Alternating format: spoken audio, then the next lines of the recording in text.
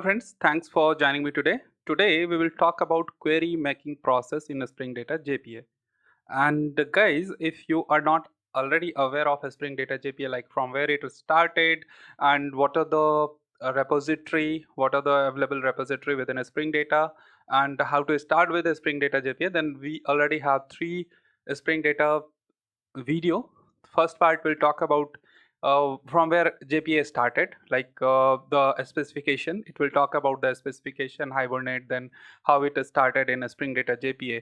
And then in the next video, we talked about CRUD repository, basically how to handle different CRUD operation using CRUD repository. In the last video, which is the Spring Data JPA part 3, where we talked about paging and sorting within by using a Spring Data JPA. Now, also in the second part, Spring Data JPA part 2, where we talked about CRUD operation using CRUD repository, there we talked about query method. When I say query method, basically you have to define your method in a way which Spring Data will able to understand and give you corresponding query based upon your method naming convention. So that we already talked in our Spring Data JPA part 2 video. Now this video will talk about where you can define your own query and map it with the method. Okay, so whenever you will call the method, basically it will call the corresponding query, whatever you defined. There are several ways of query making process. We are going to discuss today all of them mostly. Okay, so guys, now without further ado, let's start our video. Also guys, if you are new to the channel, then please go ahead and subscribe to the channel so that you will get early notification. Also press the bell icon so that as soon as new video will come, you will get notified. Also like, share and comment on videos. So now let's start our discussion. So first thing is, let me walk you through the project setup. So what will be the project setup? So basically in this project we are using Spring Web and Lombok, Spring Data JPA and Spring Boot Data tools. So we are going to create REST API and basically I am going to highlight all the query making process using Spring Data JPA. However, all the testing will be done through Postman. Also in this particular video, I am using MySQL database. You can use H2 database as well. And for that, properties has been given in this slide. Also, I am going to share this slide in the description so that you can make use of it. Also, code will be shared, code link will be shared in the description so that you can download the code as well. So now we have some convention like the package name convention. So basically what in the code what you can see is in com.read.dar.entities we will have all the entities. So basically in this project we are going to deal with employee entity where like how to handle employee. That's what we are going to see today. In the DAO.repos we will have all the repository. So basically for each entity you need to have corresponding repository which will be there in the repos. Also, in the com.read.service, we will have all the service layer defined into com.read.service. So basically, service will make call to DAO and it will fetch database related data.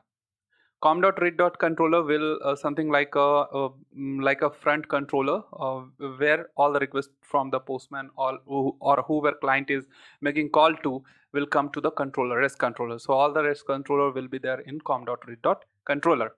Now I have highlighted here entity or domain object which we are handling in this particular project. So as I said, it is employee domain, domain object or entity.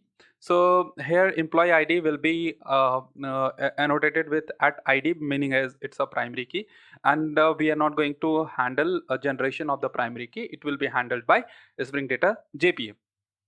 Also employee name is one of the parameter. Date of birth, where we have defined the pattern in a format of date, month, year, and role will be something like someone is software engineer, someone is manager, someone is consultant. So like that we have defined role for employee as well. And email, so every employee will have an email and that email needs to be unique, correct? So that's why it is defined as unique email attribute. Okay, so we are done with domain object. So now let's go to the clips where I will explain you. So let me explain you like how I'm going to explain the complete project. So first thing is I already walk you through the project setup. Now I will show you how to create a project, and finally I will walk you through different base classes or interfaces, like how it is there, and then what we will do is we will go for different query making process. Okay, so that will be the process here that we are going to follow. Okay, so now let's go to the Eclipse. So to save the time, I already created a project which is called Spring Data JPA Part 4. And if you will see here, then we already have packages. So I'm going to walk you through each of these classes one after another. Also, if you are not aware of like how to create a Spring Data project, then what you can do is, so either if let's say you already have STS plugin installed or you are working in STS, then it is good. You simply have to go for a Spring Starter project, and from here you just have to give all this naming, which is group, package, and all those things that you might already be aware of. The main thing is about the dependency. So from here you can just give the dependency, like I am using a Spring Web, so like this web, Spring Web, this is the guy, and then I am using MySQL driver. But in your case, if you are using H2 database, then you will go for H2 database. And like that you have to go, if let's say you are using Lombok, then you can go for Lombok. Also the video about Lombok and some other thing whichever has been discussed in this particular project is already been available on this channel.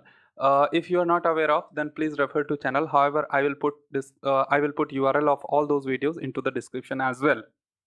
Okay, so like that you can go for H2 database, and then what else, you can go for Lombok if you want. Okay, and then you can go for Spring Data JPA, correct? That is needed. Spring Data JPA, so this you need. And then what else you need? Dev tool, because let's say if you are changing anything in the project, so as soon as you will save, automatically it will restart the services. So that's the main benefit. There are other benefits, but this is one of the benefit that I usually uses more. So that's what you can make use of that. So done. These will be your project and final finish, and you will get the project into your workspace. This is how you will create a Spring Data project. Another way is you can go for a start.spring.io, and here you have to go for all these things, and then you can go for add dependencies. The same way how we have traversed in the case of where we created a Spring Data project in our workspace. Same way you will go for different dependency, and then you have to go for generate. It will give you a zip file which you need to unzip, and then you need to import the project into your workspace. You have to import Maven project. Okay, like that, simple. Okay, so now let me walk you through the project. So for to save the time, I already created a project which is Spring Data JPA Part 4. So I'll walk you through different classes and interfaces which I have created in this project. So first thing is entity or domain object. So employee, as I discussed, employee is the domain object which we are going to manage through this project. So basically, if you will see, this is Lombok annotation for, like we'll have getter, setter, toString, required our constructor. So these are the things, and by default in this particular scenario, default constructor would be automatically there. So we are good here. So now at entity, which you already aware of, like any class, you need to have this annotation in order to declare it as an entity. Now named query. Named query, you need not to worry about right now, so just ignore it for now.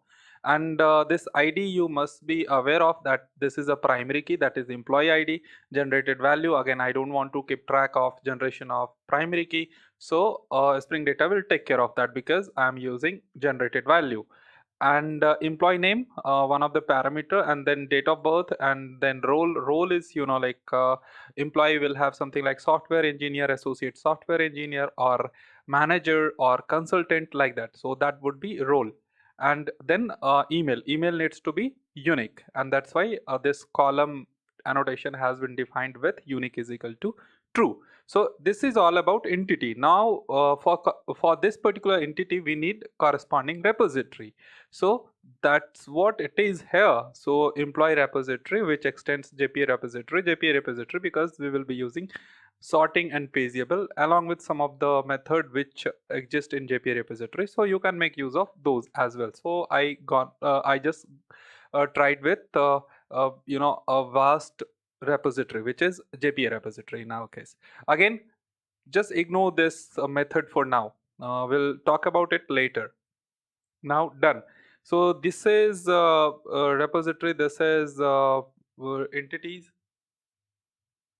Good. Now what we will do is we will go for service. In service class, basically we have a method, and in this service we will be using repo instance. So like this repository, employee repository is an interface, and at the runtime Spring will provide implementation, and that's what we are using here, employee repo.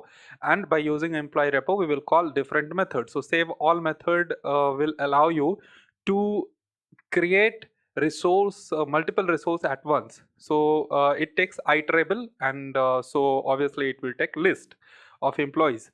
Now again it will respond whatever data will be saved, and same data will be responded along. So basically in this case like at the time of saving the data you will not send the primary key, but when you will get respond from this method you will have primary key into your data. And again this response will be iterable, which again we are casting to list. Okay, so this is all about service where we are using repository data access object basically. Okay, good. Now let's go to controller. In controller, basically we have auto-wide employee service. By using employee service, we will make a call to get different service.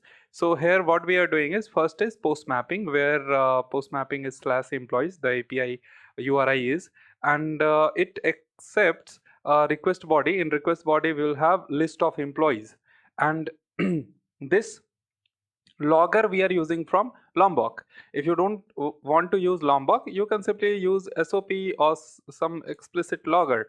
However, I'm getting used, or you can use logger from a Spring as well, but I'm using this logger from Lombok. And here you can see we are sending response entity where status is created, and then we will be calling employee service.save, which anyway is going to return us. So if you will go here and then go for control 1 and assign a statement to on local variable, and this is saved all employee, and that's what we are going to send.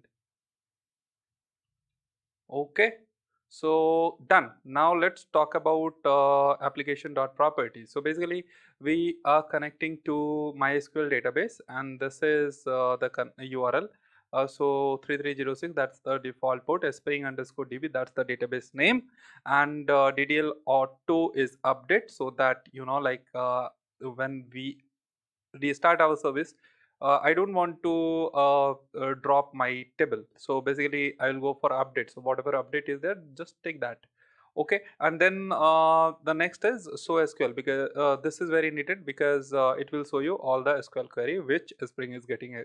Spring will execute on behalf of you to the database. Okay, so this is all about application.properties. Now what we will do is we will just go here and we will start our Spring Boot application, run as a Spring Boot app. Okay, and here this employee table got created. Good. So now what we will do is, the next step is to save data into the employee table. Okay, so this is our postman. We'll go for post method, localhost 8080/employees. Good. And then we will select we'll select body, then we will select raw, and then we will select from all the options, we will select JSON. So basically this is the data. So I'll show you in my notepad how the data is. So this is the data. So like uh,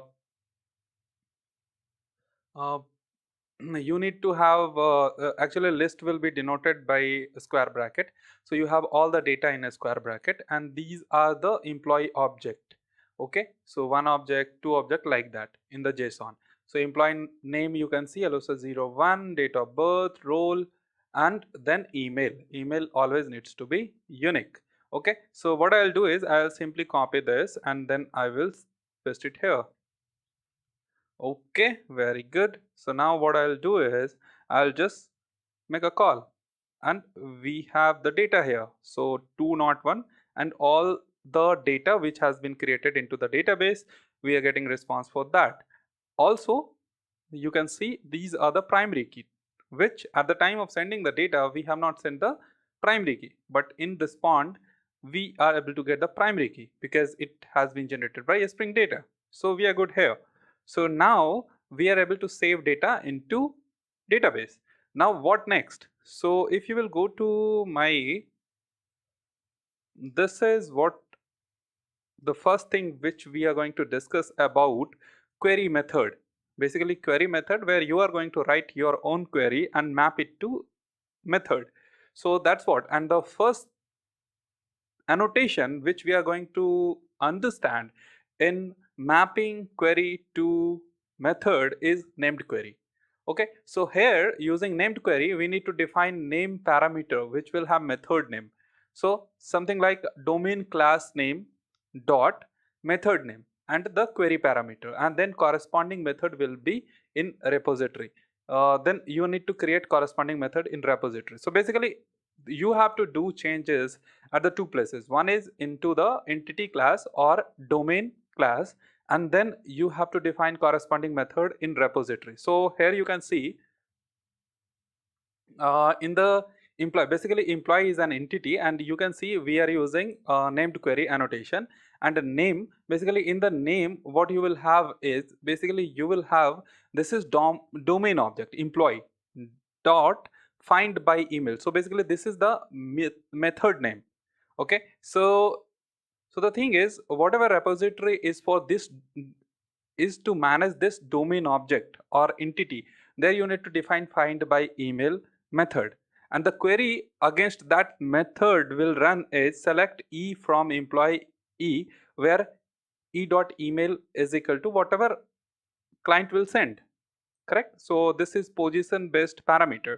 Okay, so and here you can see in the repository what we are doing is we have created a method which you can see the signature is exactly same whatever you have given in the domain object. Okay, so in any query domain class name and property name should exactly same as defined in entity or domain class. So what I mean is, so select e from employee, so you can see the name of the domain should be exactly same. Also this is parameter e dot email, correct? So this parameter name also needs to be exactly same because it is case sensitive. If not, then you will get error at the runtime. Okay, so these things you need to take care of. So now what we'll do is we'll go to our domain object and we will create named query and corresponding method into our repository, and at the runtime Spring will give us implementation for this. Okay, so let's try that. So if we'll go here in the entity, then you can see we already have named query, which is good, and then name is equal to employee dot find email. So basically we need to have this method into our repository who is managing this employee domain. Okay, now query is equal to select e from employee, where e dot email is equal to whatever data will come from the client. So basically we need data, basically we need employee. Okay, and also email is a unique thing, so you will get always one employee only. So these things of logic you always have to build. So whether the return type needs to be list of employee or whether it's a single employee, those things you need to think, and accordingly you have to implement your query. Your query, basically you have to implement your method return type. So if you will go here, then we are using return type employee. So these logic you need to think of, and accordingly you have to define your return type of the method. Okay, so for update, always update and delete, it always return the method whatever you are going to implement always should return either int or void. Okay, so these are the things that you need to take care of. Okay, anyway, so we are good here. So we are done with the named query, and we are done with in the employee repository. This method also is there, which takes a string email, and it is position based parameter binding because email that will come here. Simple. Okay, so this is called named query. Now let's use it. So in the employee service, we will define a method to find employee object using email, and that will use named query. Okay, so this is our service class, and this is the method. Okay, find by email, a string email, and then employee repo and find by email. So what we will do is we will go for a we'll go for an API. So go for controller, and then we'll create an API. Okay, so this is an API that we have created, and you can see here slash employees email will come in path variable, that URI parameter. Okay, and here we'll take it from the path variable string email about to find employee by email, and here we'll send the status as okay employee service dot, again we'll go for control 1 and extract to a local variable. Okay, so we'll go for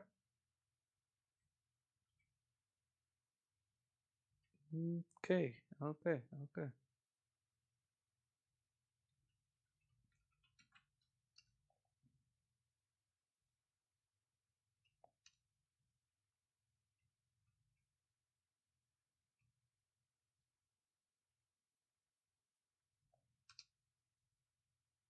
Okay, so from employee service we'll make a call find by email, and finally we'll get employee, and that's what we are sending here. So now test it out. Okay, so save it, and we are using dev tool, so it will automatically get restarted. Very good. And now what I'll show you is into the database I'll show you what are the data present right now. So select star from employee. So we have all this data. So what we will do is we will just try to get the data of this guy. Okay, by using this. Okay, so we need first row. Okay, so let's try that. So slash these guys, go for get, and finally we don't need any body. So what I'll do is we'll make a call to get, and then slash employees give email, and make a call, and we have data. So this is the data that we got, correct? And this is the data which is present into the database. If you will see, just compare it. Okay, employee ID 1, and then employee name, then date of birth, then role. So we got the employee which has employee ID 1. Okay, so we are good here. So how it has been implemented, if you will see, then here you can see about to find employee by email. Okay, and here you can see select all the rows or all the column, sorry, all the column, and then from employee where employee email is equal to whatever input we have given.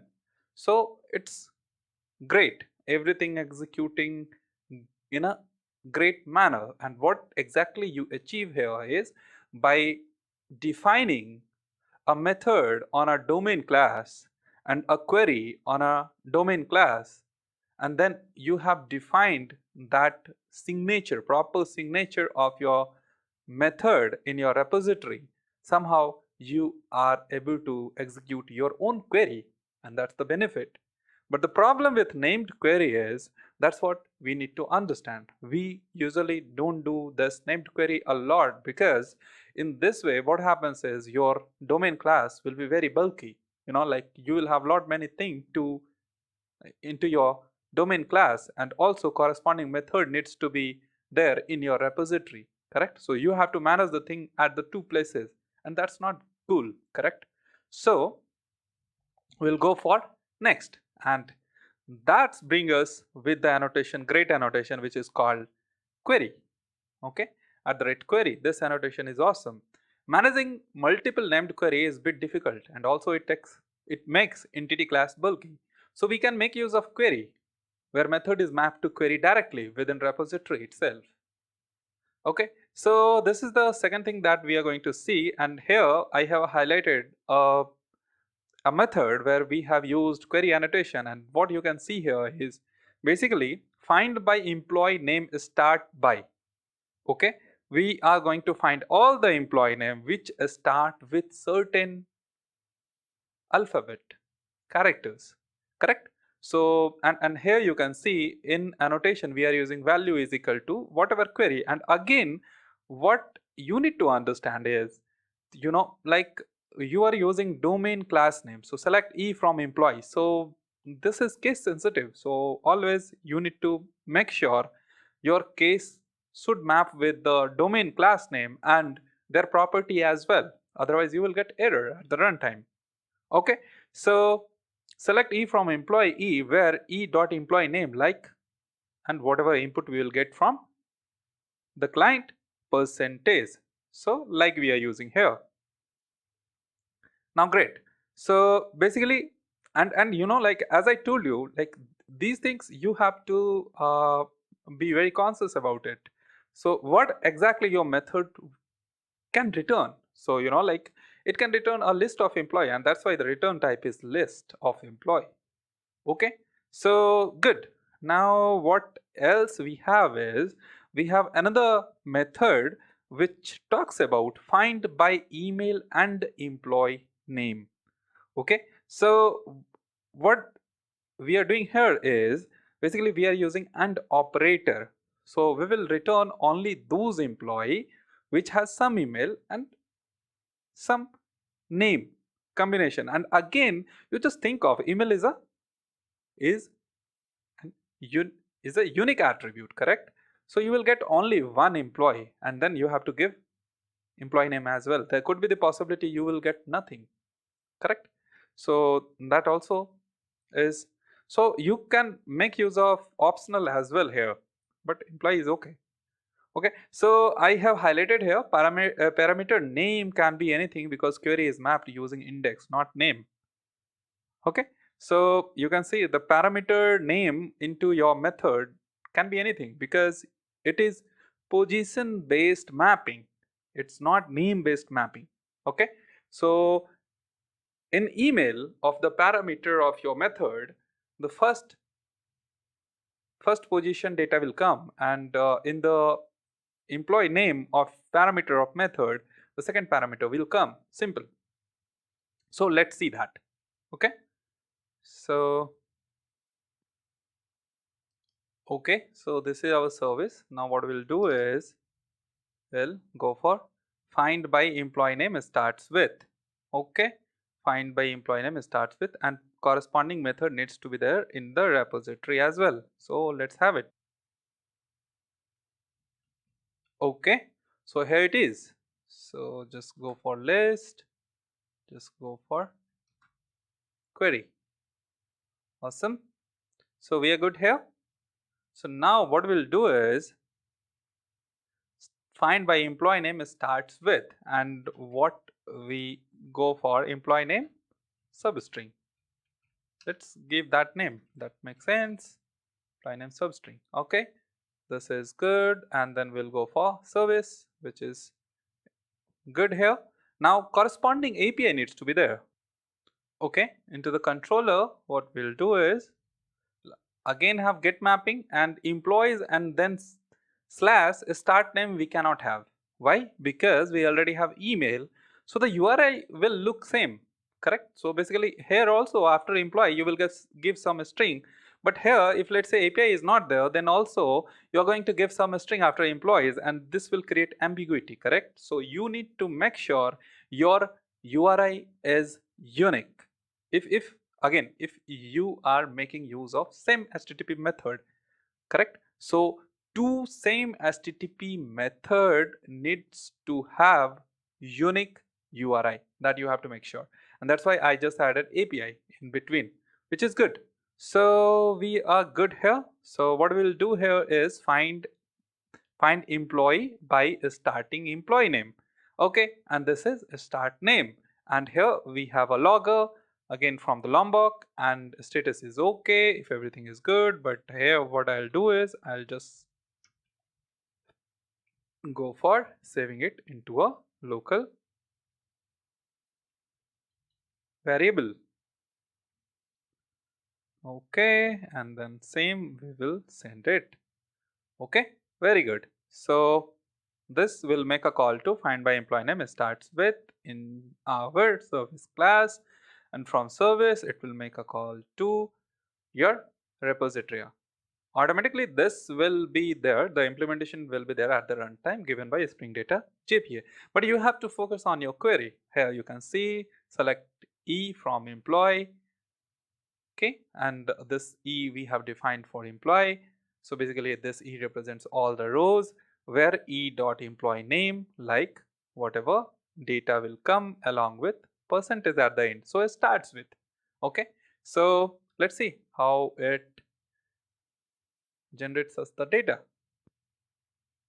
Okay, and because of dev tool automatically it got restarted, and now what we'll do is we'll go for our postman. Here we'll go for employees API slash, and then we'll go for ALO. This is our substring. Okay, and let's see how many we will get the response, and here also in the body we'll have nothing. Okay, and we'll make a call. So we have a lot of data now, correct? So basically we have all the data because all our data employee name starts with ALO only, correct? So what I'll do is, if you will go here, then you can see select all the column from employee where employee name, like whatever data it will get. Okay, so now what we'll do is we'll go for a losa 0 1. Okay, it should return us only one. Let's see, only one. Okay, and if let's say we are going to go for something which is not there, then what we'll do, what we'll get, nothing. It's an empty list, correct? So you know, like, we are able to execute our own query which is mapped with the method, and that's great, correct? So we are aware of now how this query works, correct? So what next? Okay, so now let's try to understand what is named parameter. So last query annotation we talked about position based parameter binding, which is error prone, and hence you can use named parameter.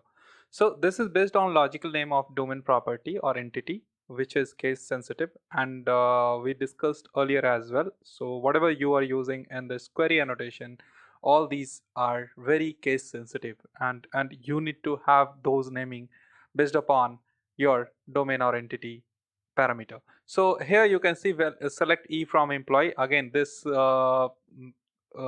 needs to be case sensitive with the domain class name, so which is good in this case. And where E dot employee name, again employee name you can see, so EMP and then N capital. So that's how we have created in our employee domain class. And like employee name, so basically whatever, here you can define this parameter in the query annotation. Similarly, not similarly, exactly same you need to define into your method parameter. So if you don't want to define the same, then you have to use @param annotation, which is what we have used for the first parameter, if you will see here.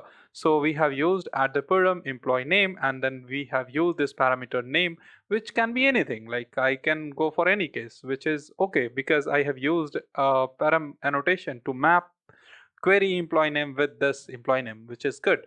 Now let's talk about our second parameter, which is email. E.email, which is from our domain object again. And now like this email, this parameter, which we will get it from the client. So this will be the name which we are referring to. So in the query. So accordingly, we have to define exact same name into our query method. Okay, so what exactly we are doing here is basically we are trying to find all the employees which starts with some employee name or some email simply. So that's what we are trying to find. So now let's go to the system and try to implement this query method. Okay, so here it is. Now, if you will see here, then we have the same thing like employee name, and here we are using parameterization, employee name, and then email name like. So all these are start by we are using like. Okay, very good, and percentage operator as well. So we are good. Now what we'll do is we'll go to our service where we'll make use of this method. So we will call this from our service class. So basically what we are doing is find by employee name or email start by, and we are giving these two parameter, and it will return us a list of employees, which is good. Now we'll create an API in our controller. So what we are doing here is basically in the get mapping. So what we'll do is we'll go with employees API. So as I said, this needs to be unique. So it is unique as compared to the last one because here we need two parameter in the URI. Okay, so anyway, it is going to unique. You can make use of request body as well, but in that case, you need to define a class or object here in your you know project itself. But I don't want to go with that. So what I have done is I'm trying to get this data from URI itself, and that's what we are using here. So now here we are going to give one some logger, something like about to find employee by employee name and email. Okay, or email we have to use because we are using or operator, so it will give us more data. Employee service find by email or email start by, so we are giving the parameter employee name and email, and finally we will get the data. So now let's try this and let's see what we are getting in the result. So here what we'll do is we'll go for, so Alosha 1, we don't have any data with Alosha 1, all starts with 01, 02 like that till 08. So we don't have any data with Alosha 1, but let's go with some email which we have already. So what we'll do is we'll go to database and we'll see.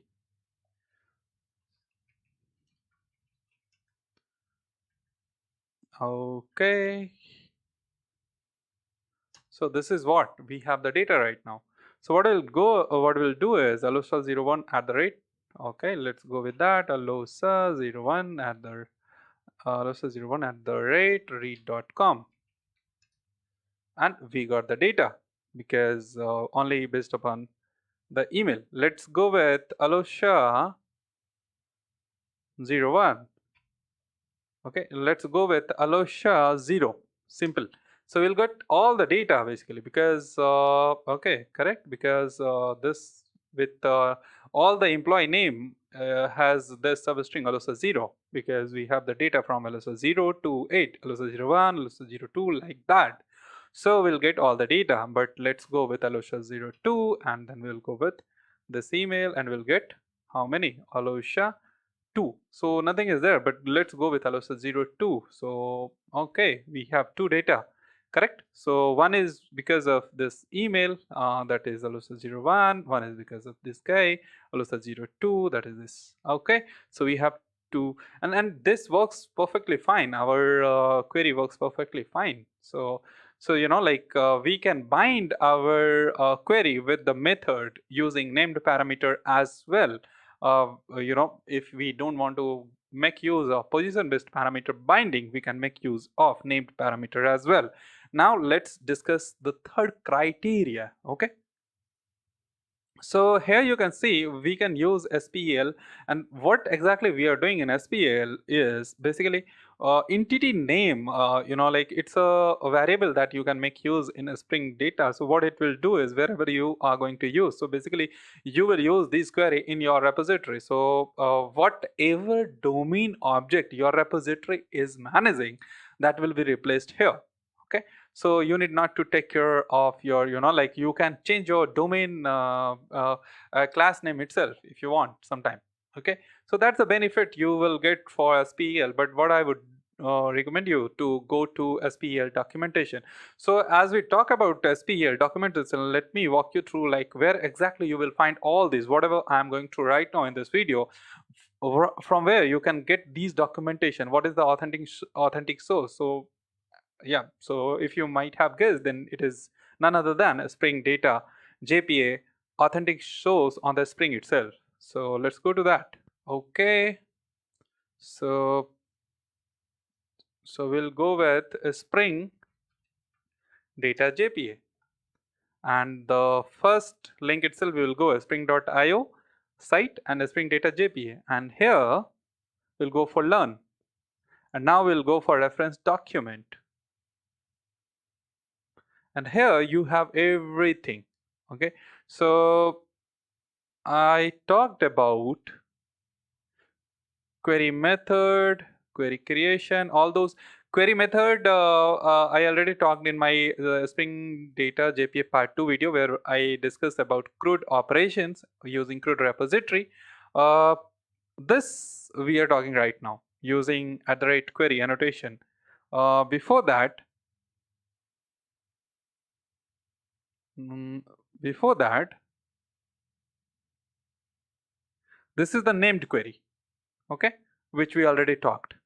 Okay, and then we have @query, which directly query directly bind to method. Okay, so native queries we'll talk in couple of after a couple of minutes. So that's what this is all about, your documentation part, from where you will get all these details on a Spring Data. So for in-depth understanding, what I will say is just go for this documentation. It will give you a lot of idea, like how to work with SQL thing in a Spring Data JPA, like how you can just play around your query with different method. Okay, so how you can bind it and then make use of a Spring Data JPA. So I would highly recommend to go for it. However, in this video, what I'll do is I'll just highlight more thing, like I'll just give you a quick start on this Spring Data JPA. However, for in-depth understanding, always recommended to go for the documentation on spring.io itself. Okay, but this video will give you overall a good idea and grip on at least on a how to start Spring Data JPA, and then get some basic understanding of it. And then once you will go through the video, and then if you will come back and go for all this, you will really feel like it is not something which is not familiar. So you will feel like it's familiar, and that's what we are trying to focus here in this video. Okay, so let's go to our now query using named, we already discussed about. Now what we'll do is we'll go for native query. Native query is very simple. What exactly we are doing in native query is, like you have to write your query, and this is the exact query which your Spring is going to send it to the database. Means they will not do any modification. Whatever you have written, that will be sent as it is to the database, and that's what. So like you need to you need to take care of like how your column naming is and everything. So here you can see select the start from employee, that is my employee table name, and order by employee name, employee underscore name. So basically in my domain object, I have used employee name in the camel case. However, here you can see like I'm using employee underscore name because by the same name, my column has been created. The employee table column name has been created into the database. And then we are going with order by employee name in a descending order, and native query is true. So basically yeah, so here we don't need modifying and transactional. I don't know why I have given here. Let me edit it. Okay, so this is what the native query is. So let me go to the Eclipse and show you this query in action. Okay, so now we'll go to employee repo, and here we'll go with this query. So select star from employee, order by employee name in descending order. So we'll get all the employee order by their employee name in descending order, and this is the native query. This will be sent as it is to the database, and find all employees sorted native. Okay, so basically by giving native, it means we'll get the data in sorted order, and this is a native query call, and here we just have to use one parameter to mention it's a native query, and then Spring Data will not play with your query, so it will be sent as it is, no mapping, nothing. So the plain SQL query that you have written here. So good, now we'll create a service. In service we'll create a method to call this particular method to get the data. Okay, we just created find all employee sorted native, and this will give us the result. Okay, in now in controller we need to have an API. Okay, so we'll go with get mapping. Let's see whether we have get mapping for slash employees or not.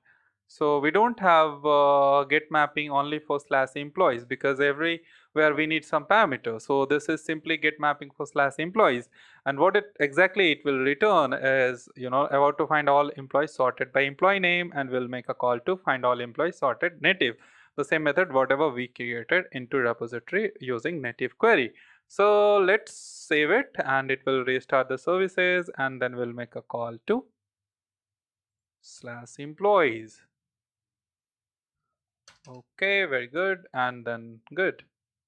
So you can see this is in descending order. So let's say 08, 07, 06, like that. Okay, so great. So native query works fine. So if you will see here, then you can see it is sending exactly the same whatever you have given in the query of your method. It is not doing anything else, correct? So employee underscore name, this is the name into your database. Here you can see employee underscore name, that's what I have used. Okay, very good. So now what next? So let's go to, now we have to understand some of the update thing, DML operation that we need to understand. And basically you can use your query annotation for delete or update operation as well. But one of the thing that you have to make sure is whenever you are going for anything like update or delete into your database, then you have to make sure of two things.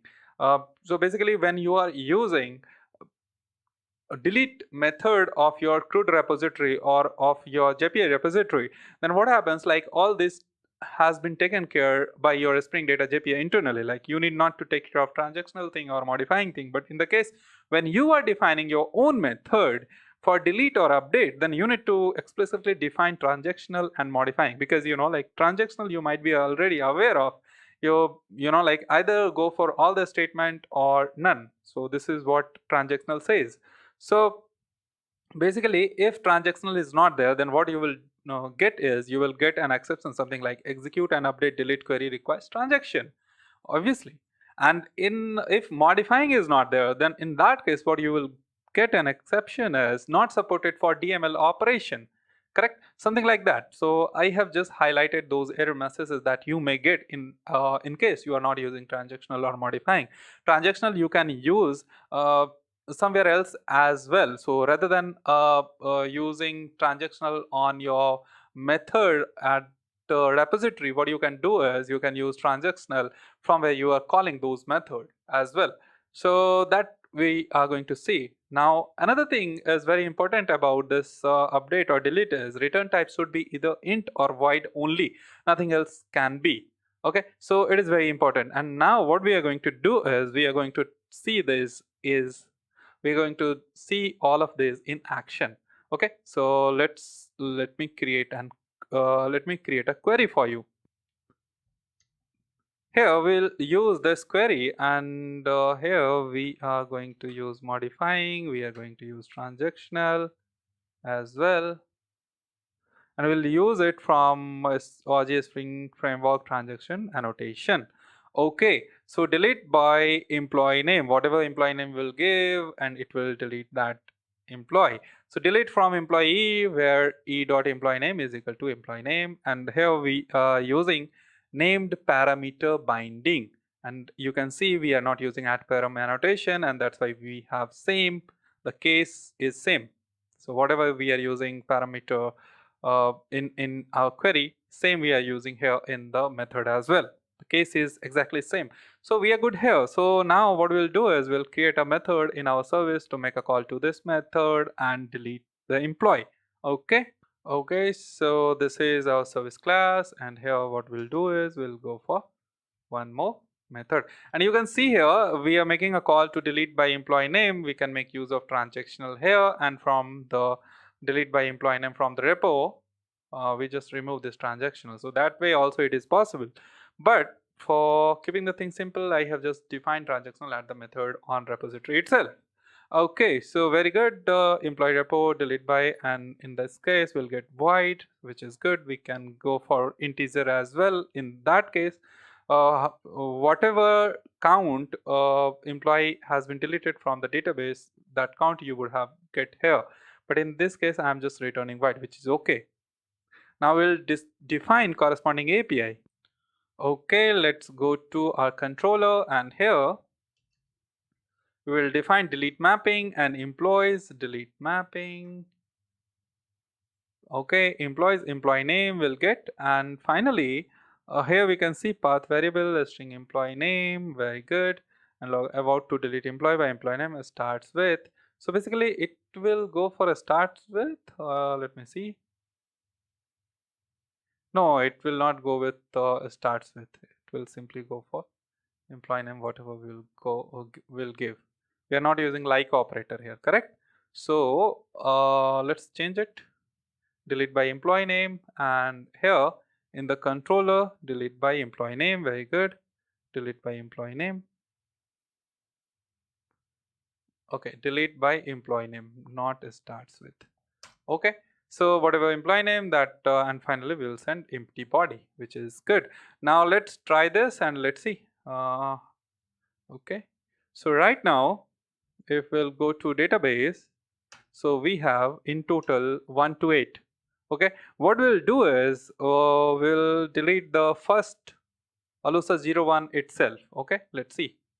So we'll go to postman, and then we'll go for delete mapping. Okay, delete here, and here slash employees and slash alusa 01.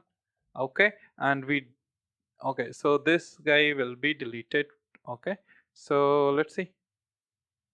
And here we got 200 response, and if you will see here, then if you can see delete from employee, where employee name is equal to whatever we got from the client, that is alusa 01. And now what you can see here is into your database system cls. Okay, and 1 is not there because it's been already deleted because of our delete call. So we are good here with the delete as well. So like we have to go with the transaction. If you would have not given, then I already shown you what error message you would have at the time of runtime of these query. You will get those error. Okay, so we are good here. So what next? Let's go for one modify operation as well. So we'll create a query for modify in the repo. Okay, so here we are. So what we'll do is update employee set e dot employee name is equal to whatever parameter, basically whatever data we'll get from the client, new employee name, and this is employee name. So basically this will first parameter new employee name, and the second is the existing one. Okay, so that's what it will be updated. Okay, so employee name will be updated, whatever new employee name will come from the client. Okay, in the service, let's create a method to call this particular method of the repo. Okay, so this is our service.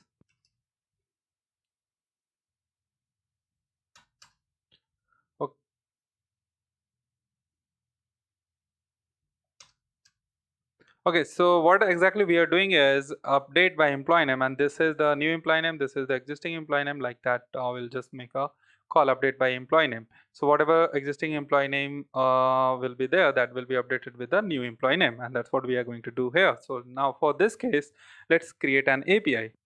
Okay, so we'll go to controller, and here we'll go for put mapping, and here we need to give new employee name, existing employee name, and So and finally we'll get it through path variable, which is okay. And about to update employee by employee name starts with, again it will not starts with because we are not using like operator.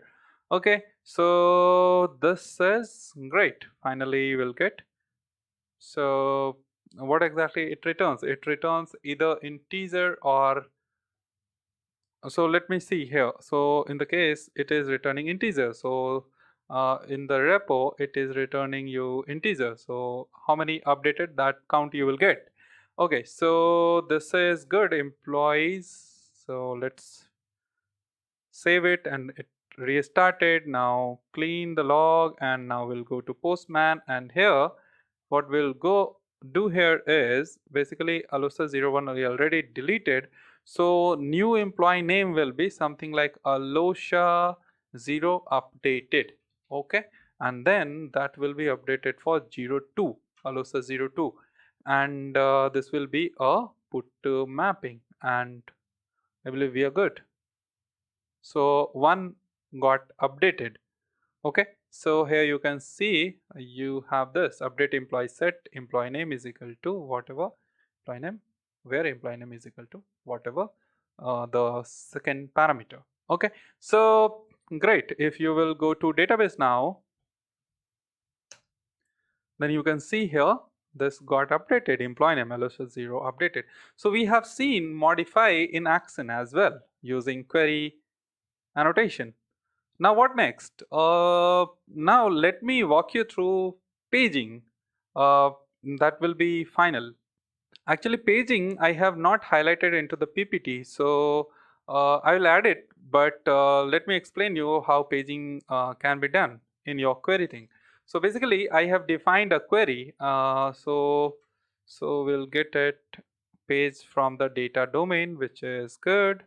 And what a pageable, from where we will get org spring framework data dot domain. So make sure you are not using java.awt.print, rather you use it from org spring framework dot data domain. Okay, very good. So we are done. So basically what exactly we are doing here is select e from employee where e dot employee like okay. So basically we are making use of like operator, which starts with whatever data we will get from the client. That's what we are going to use it. Again, it is a named parameter binding, and here it needs pageable as well. So basically we will get paging sort of response from this. So we'll get page. Basically from page we can get too many details, like we'll get all the data, we'll get total number of pages, everything. So I already talked about paging and sorting in my last video, which is the Spring Data JPA part 3. I will put URL for that video into the description so that you can watch if you want. Okay, so now what we'll do is we'll create corresponding method in service class. Okay, so here this is service. Now okay, so what exactly we are doing here? Pageable from page request, again from org spring framework dot data dot domain. Sort from where? Sort will use it from again data dot domain. Very good. So now what exactly we have done here is from page request we have make use of. So basically I didn't get a data offset and page size from the client. So just for namesake and to show you like how exactly it works. However, for these data, so you know like this is page offset, like which page number you want to go with, and this is the page size. So I have just given 0 as the page number, and this is the page size, that is 3. However, you can get it from the client as well, but and sort by. So basically I am using sort by sort direction descending, and by using which column. So basically employee name, and again this name needs to be exactly same whatever defined into your domain object. Logical name needs to be exactly same. Case is very important.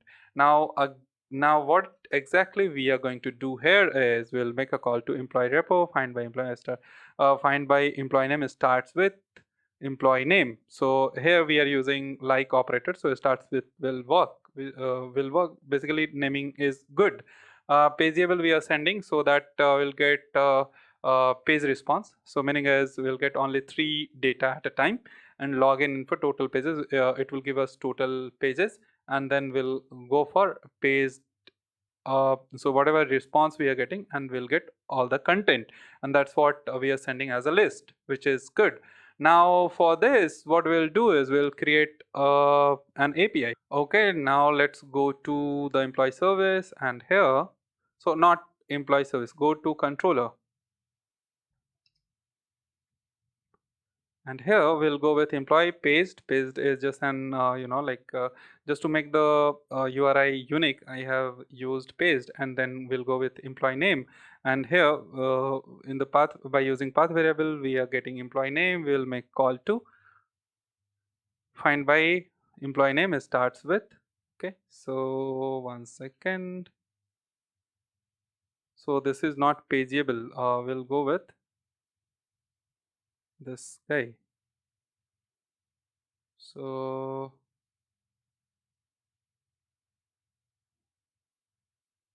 okay, this will be a overloaded method. Find by employee name is starts with and paste. Okay, so simple. We just created some method. That's okay if it is not making sense, but at least you know like what exactly I'm trying to showcase here. So again, we'll go with, okay, very good. So we'll make use of paging here. Okay, so let's save it. Employees pays, and then we'll send employee name. Okay, so let me go here, employees pays, let me see, paste. Okay, paste, and then allo. Let's go for ALO itself, and let's see what data we are getting. So we are getting 0. Okay, so also it is put request. Sorry, we'll have to go for get. Okay, we have to go for get, and finally we got the data, and this is what it is. Now let me show you service. Okay, so in descending order of employee name, we will get, so first 08, first 07, and then first one is Olosa 0 updated, like that. Okay, very good. So we got the data, which only 3 data we got because of paging, and this is the first data. If you will go, so you can change the size again for changing the size, but like I just wanted to highlight how paging or sorting can work in when you are going to define your own query as well. So it is very easy, correct? So basically in this video we highlighted how to map your method with the query, and like we gone through the most known query annotation, and we gone through named query as well. You can make use of native query as well, which is like some if let's say you are very comfortable in writing your SQL query, then you can try with native query as well. So this is all about query, how to map query with your method. So in our so basically till now we covered 4 Spring Data JPA session. First session we talked about JPA, like from where it started, what are the implementation, which is most widely used by JPA and all. So like mostly the evolution of JPA. The second video we talked about repository, mainly CRUD repository and the query method. Third video we talked about paging and sorting. Fourth video, in this particular video we are talking about how to map your query with the methods. Okay, in our next video we'll talk about association, that is mapping between 2 tables. Okay, and then after that probably we'll go with Spring Security, JWT, OAuth, and all those concepts. So guys, stay tuned. Yeah, we are coming with a lot of new things. So yeah, stay tuned and enjoy the channel. And once again guys, thanks a lot for connecting. So if you like the video, then please raise a thumbs up, and I'll see you in my next video. Thank you. Bye.